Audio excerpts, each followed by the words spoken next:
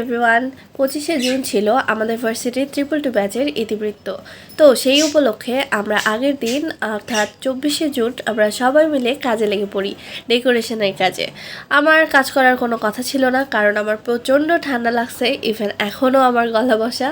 But তারপরেও আমি গিয়েছিলাম ক্লাস শেষ করে আমার ফ্রেন্ডদের কাজ দেখতে। তো যে তাদের কাজ দেখে আমিও কাজে লেগে পড়ি। দুপুর 12টা থেকে আমরা কাজ শুরু করেছিলাম এবং কাজ শেষ হয়েছিল আমাদের রাত 12টায়। তো আমরা যে শুধু কাজই করেছি বিষয়টা কিন্তু এমন না, কাজের সাথে সাথে আমরা অনেক নাচানাচি করছি, গান গাইছি, মজা করছি, নাটক করছি, সব কিছু করছি। আর এই যে আমার হাতের লেখা, যদিও অত ভালো ছিল না।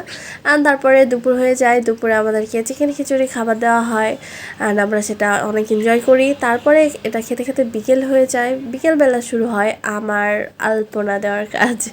আর আমি কোনোদিনও আলপনা দেই না এইভাবে বড় পরিসরে। তো যাই হোক, আলপনা ভিডিও পরের আরেকটা ব্লগে দেখাবো। আর এটা ছিল আমাদের আলপনা দেওয়ার শেষে রাত 11টা আর 11:30টার দিকে।